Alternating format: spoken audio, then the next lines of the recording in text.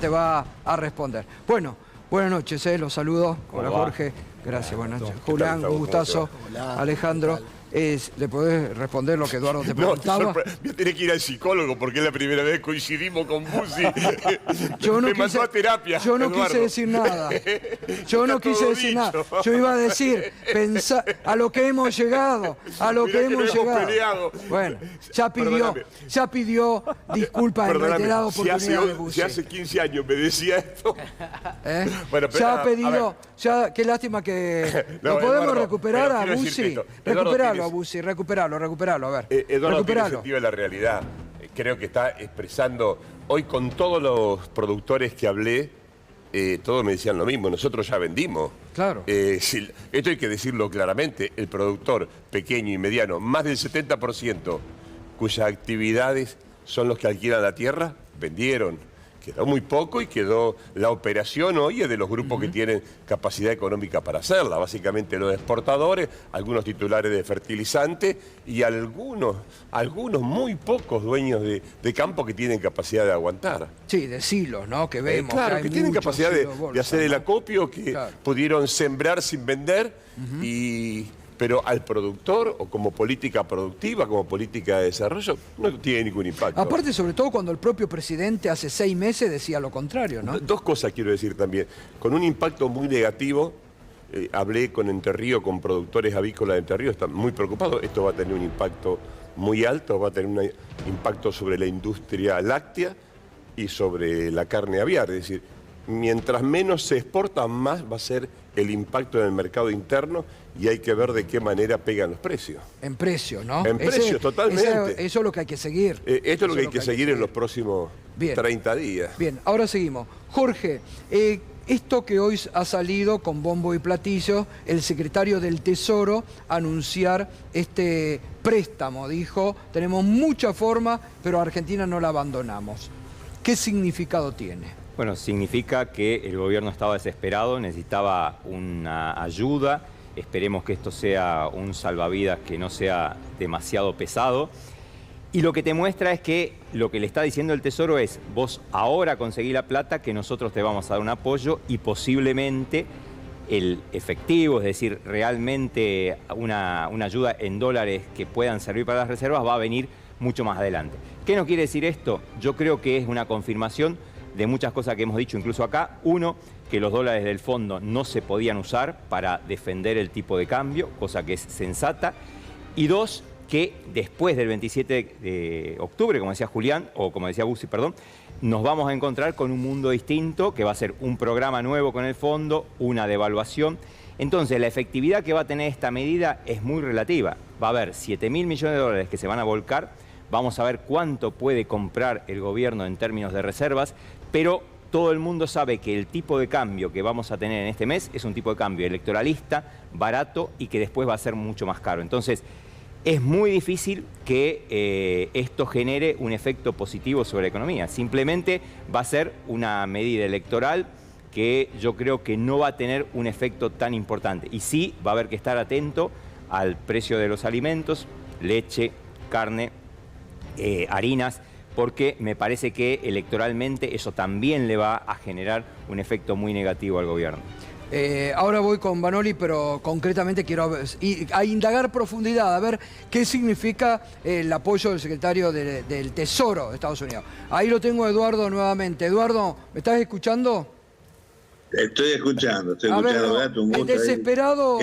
Desesperado, vamos a hacer una terapia de grupo. Desesperado, ¿está buscando psicólogo? Me mandaste al psicólogo, el nivel de coincidencia.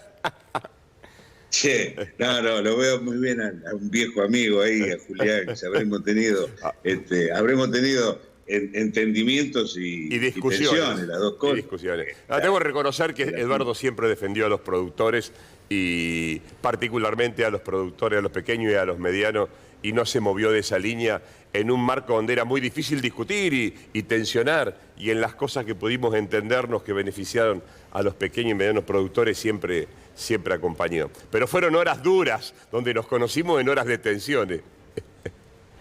Ahora, mirándolo en el tiempo. Al Turco Lebed ahí entre los sí, claro, Arnoldo Lebed. Arnoldo Lebed ayudó mucho en ese momento. Mirándolo en el tiempo, Eduardo, ¿la 125 no habría surtido efecto para los pequeños productores? Era transitoria, no segmentaba realmente, tenía sus defectos. A pesar de que, debo decir públicamente que el Chivo Rossi, Agustín Rossi, que era el presidente de Bloque en ese momento, hizo un esfuerzo gigantesco por tratar de mejorarla. Pero bueno, en ese momento no hubo condiciones políticas, se insistió y bueno, tuvimos el desenlace que tuvimos, lamentablemente. Yo lamento ese tiempo.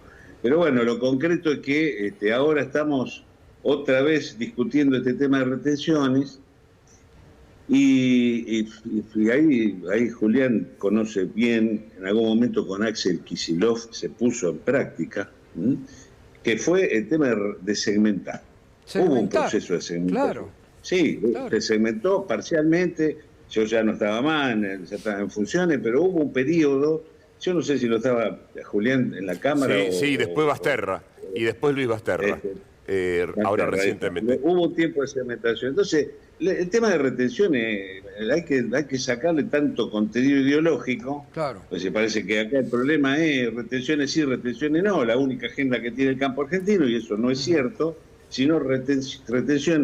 qué, para quiénes y para cuántos? Claro. ¿Me explico? Entonces, sí, está clarísimo. Este es el debate principal. Está clarísimo. Y una cosa agrego, antes, subrayando el gustazo de este reencuentro con Julián en particular, con todos ustedes, pero con Julián en particular por todo lo transitado. Ojo, que dentro de 10 días vamos a estar discutiendo a cuánto se va la leche, a cuánto se va el pollo, a cuánto se va el pan, a cuánto se van los alimentos básicos que derivan justamente de la materia prima, que ahora irresponsablemente se permite acá que el mercado ordene. ¿Sabes cómo ordena el mercado? Ordena a favor de los grupos concentrados y en contra de la mayoría del pueblo argentino. Así termina esta historia. Sí, total. Está claro que esta medida afecta a la industrialización en la Argentina, la generación de valor agregado, y lo paga el pueblo argentino. Total. A ver, cada vez que la Argentina se endeudó en dólares, el país le costó muy caro, lo pagó el pueblo argentino, ya pagamos la fiesta de Macri. Y esto se repite, lo peor con los mismos actores. Yo le diría a Milei, si lo tuviera frente a frente, Milei, ¿no era que Caputo era responsable del estrago? Le diste de vuelta el manejo de la mesa de dinero de la Argentina y la está chocando de una manera escandalosa, porque ya no queda más nada por timbear. Solamente lo último, este condicionamiento de la vida de los argentinos. Y como decía Néstor, los muertos no pagan. ¿A dónde nos llevan? ¿A dónde nos llevan? ¿A dónde nos llevan? Esto necesita una edición política que ponga límites. Eso es lo que yo me pregunto desde el inicio. ¿Dónde están todos los dólares recibidos por este gobierno? ¿Dónde están? Los que recibimos del gobierno de Macri, ¿dónde están? Eso no queda en obra para los argentinos. No hay obra pública, no hay educación, no hay salud. ¿Dónde van los dólares? No podemos financiar el hospital de niños. Bueno, por eso. Es de loco. No podemos financiar el Garrahan. No puede financiar los muertos. Sí te queda la deuda. Sí te queda la deuda. Esa la van a pagar nuestros hijos, nuestros nietos y los nietos. ¿En cuánto está la deuda ahora?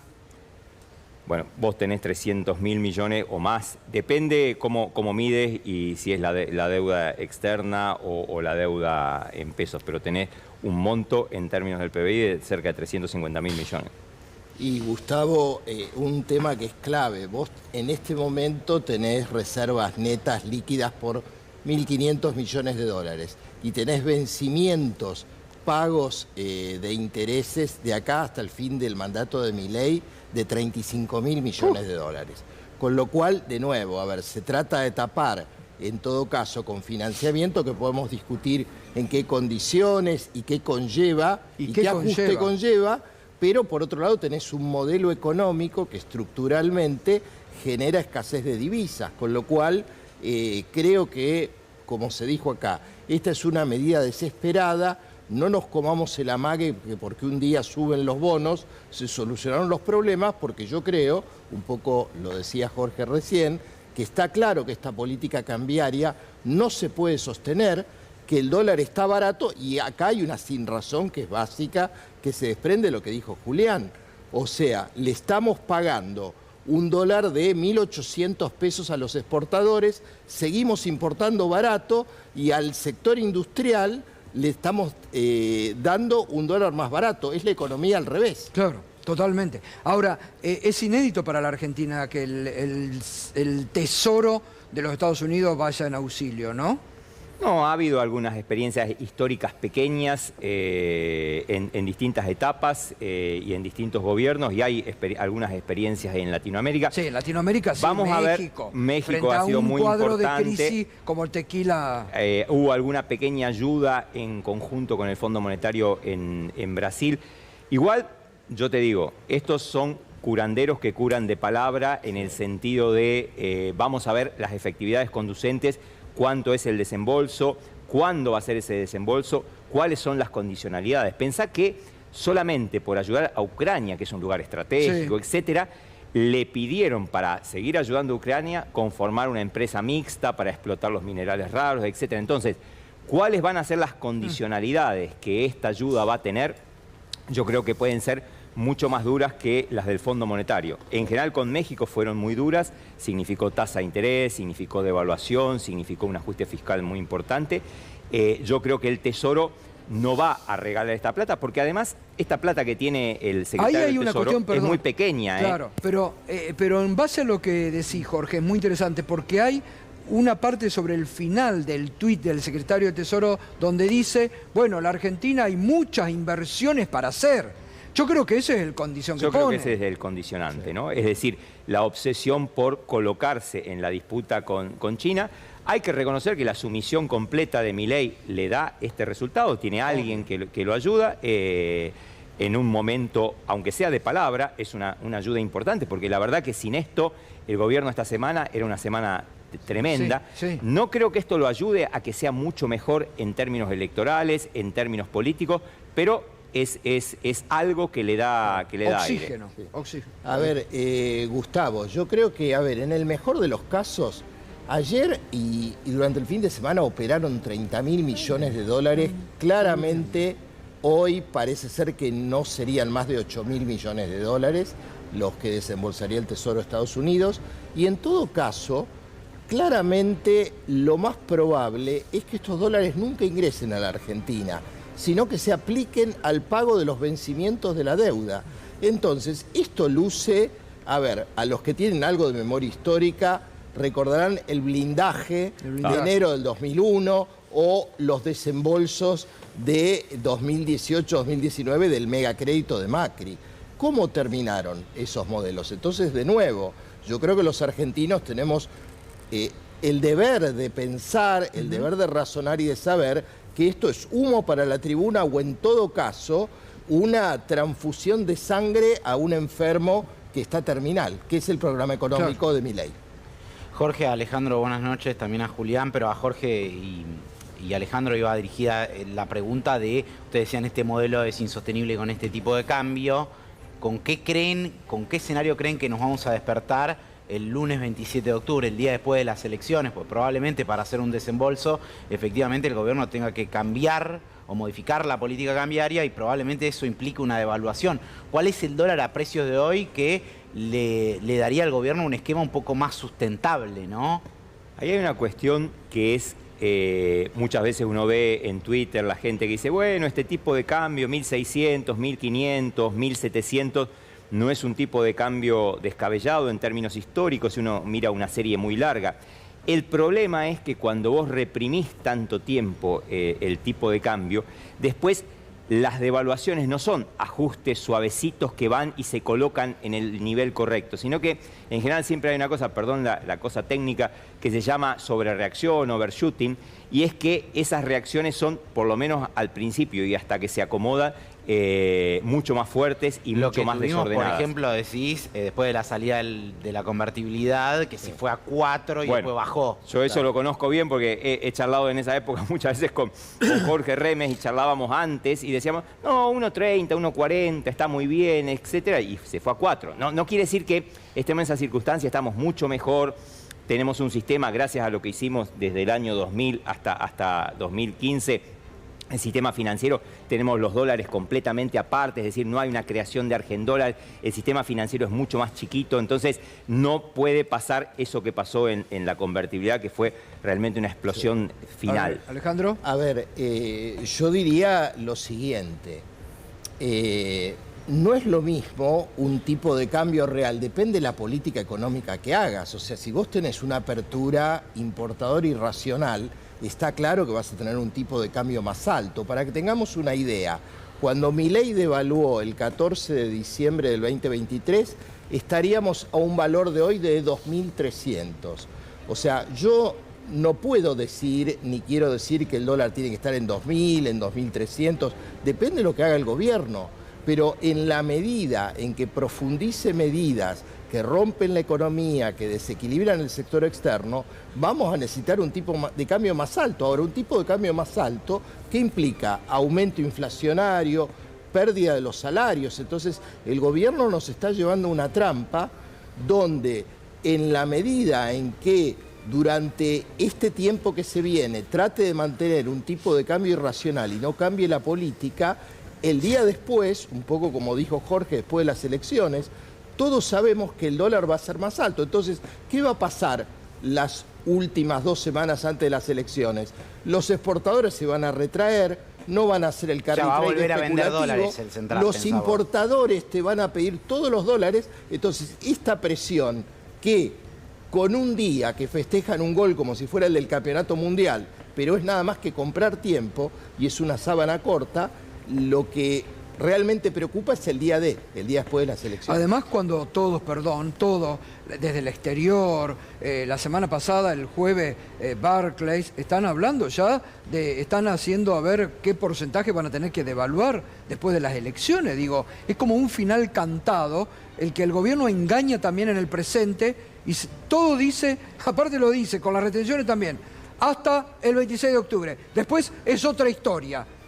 Pero muchachos, es jorobado que jueguen con la sociedad de esta forma, ¿no? Es la brujería financiera, ¿no? De la que hablaba Cotini cuando se fue del gobierno. Me parece que esta es la gravedad de la sociedad argentina. Y salimos de esto... ¿Cómo es eso de la brujería? Nunca lo había escuchado. Claro. La brujería. Cotini, que fue... Cotani, sí. Dijo que... el plan nunca existió, el plan nunca era existió, toda una brujería. Y bueno, esotérico. Es parte de esa brujería. Lo esotérico, decía. Usaba la figura esotérica. Esotérico, claro, es parte de eso. Y alquimia y demás. Si no se trabaja, si no hay producción, no hay generación de valor agregado, no hay inversión en ciencia y conocimiento y tecnología, difícilmente vamos a seguir hablando de esta brujería esotérica que nos va a llevar al empobrecimiento masivo de los argentinos y al enriquecimiento de los grupos minoritarios. Yo me acuerdo que el primer documento de Cristina en este periodo fue... Me estoy acordando porque cuando Cristina estuvo acá habló de la derecha esotérica. Esotérica. Dijo, mira, yo no me acordaba de eso, pero es cierto. A esta derecha de Milei la definió como la derecha esotérica. Tenía razón. Y a lo de Macri la derecha mafiosa. Era profético. Y además dijo, es crisis de deuda lo de la Argentina. El primer documento, yo me acuerdo que el primer mensaje a la militancia, Cristina anticipó una crisis de deuda en la Argentina. Eso es lo que se está viviendo y se va a profundizar. Si no hay un acuerdo político, si no hay un acuerdo de cambiar la dirección de esto, si no hay aumento de la producción, si no aumenta la exportación, no genera valor agregado, todo lo demás va a ser parte de una timba financiera donde el que trabaja y el que produce se empobrece y el que es parte de la información y de la timba financiera se enriquece. Hoy estamos en ese punto. Totalmente. Todo timba.